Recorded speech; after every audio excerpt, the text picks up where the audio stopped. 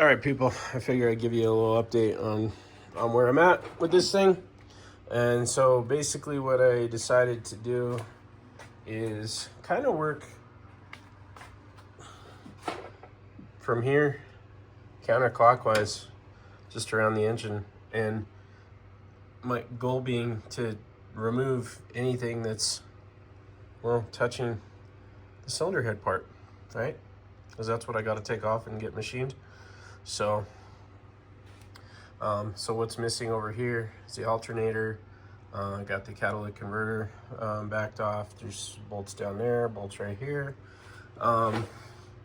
Whatever this little junction right here is, no, it's not really on there right now.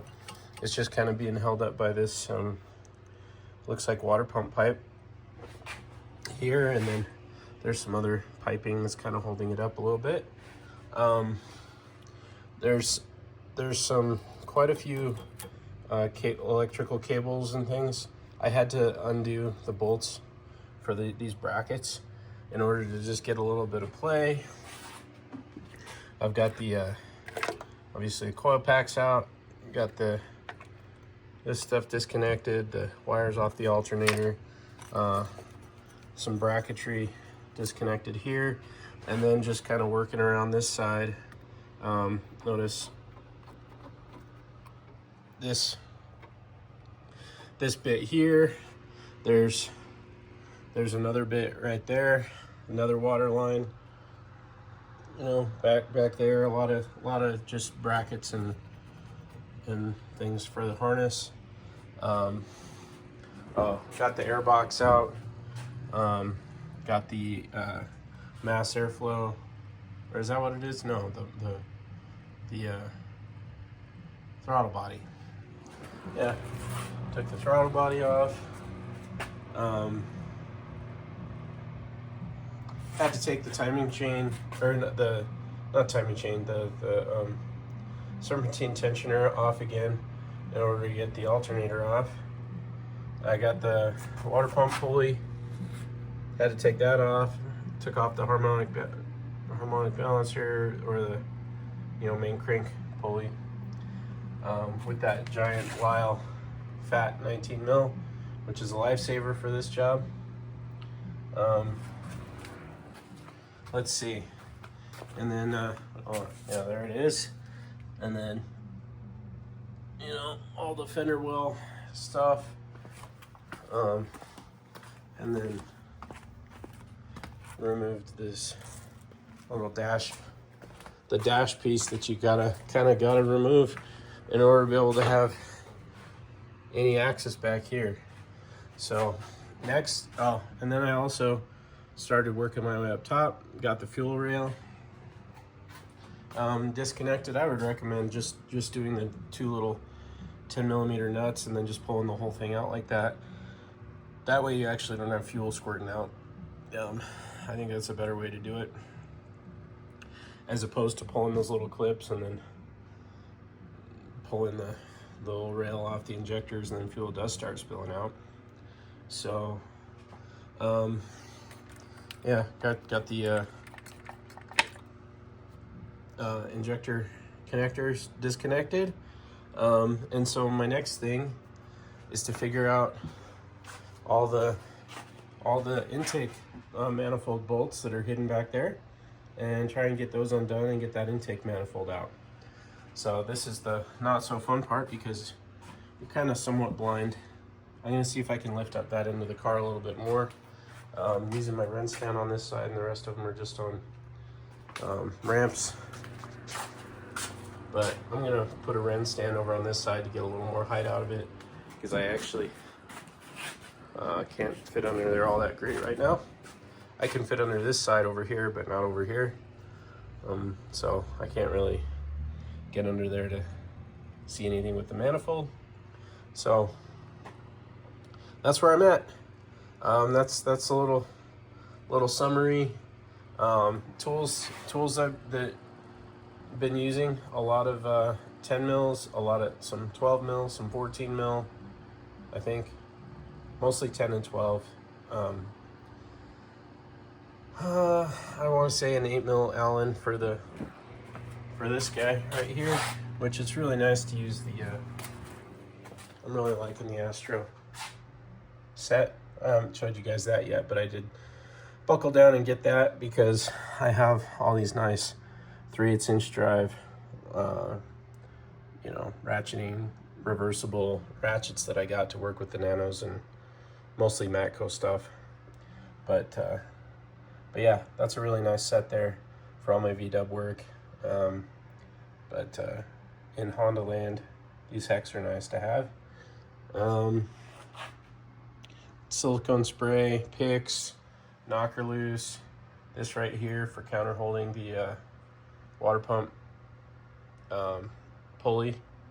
Really nice to get those little bolts, little 10mm nuts off, or bolts or whatever they are, off the pulley. I think they're bolts.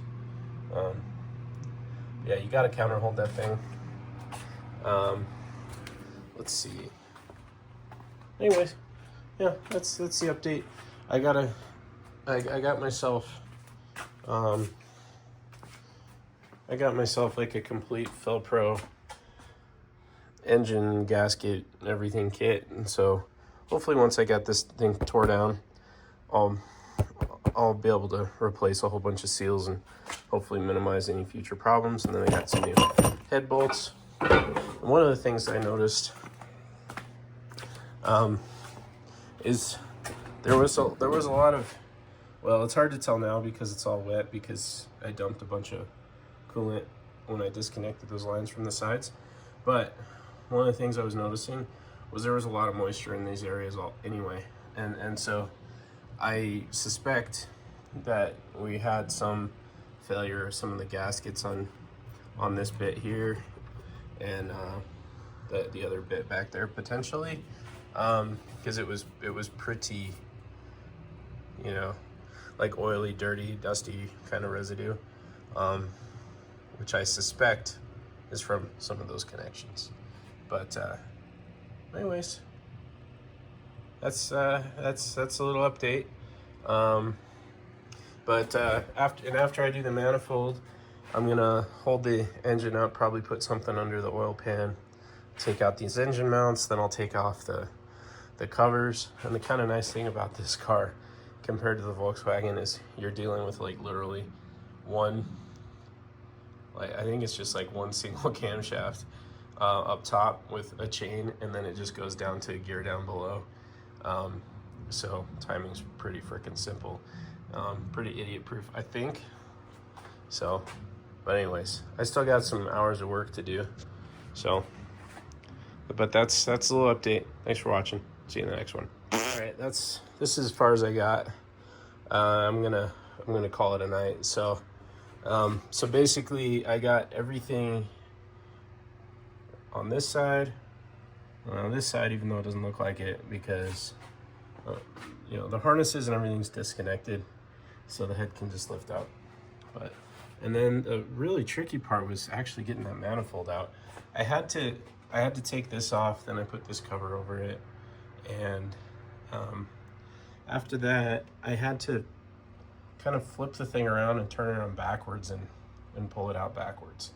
That's how I was able to get it. It's super tight. There's a lot of Tetris.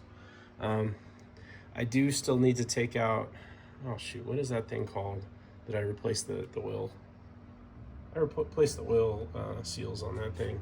But here, let me show you what the back of this thing looks like, since not very often do we actually get to see that. It's so freaking hard to see in this car. See if I can get you some light first, and then I'll just show you what the back looks like. At least I'll try. Here, let me zoom out.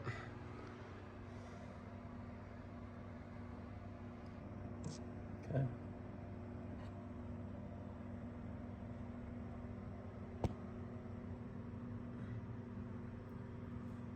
That's it. Actually, it looks pretty clean back there. It seems for me that a lot of the leaks were actually, like I said, coming from all the different coolant connections.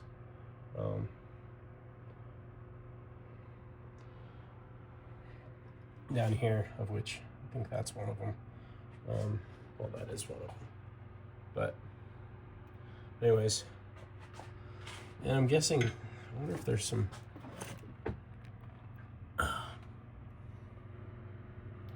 seals on that piece right there.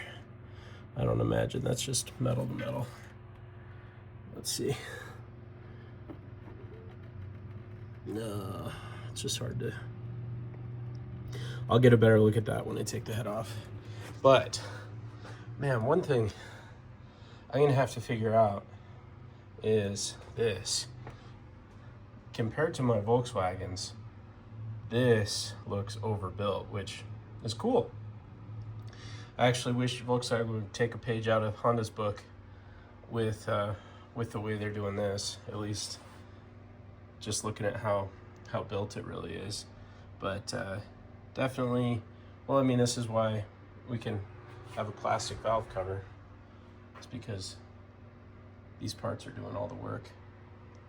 But I have no idea how I'm supposed to disassemble this, and I'm gonna do valve seals on this. I mean, I might as well if the head's off before I put it back together. But and I imagine I have to take all this apart for me to be able to get it machined. I don't think I can leave all that stuff in there.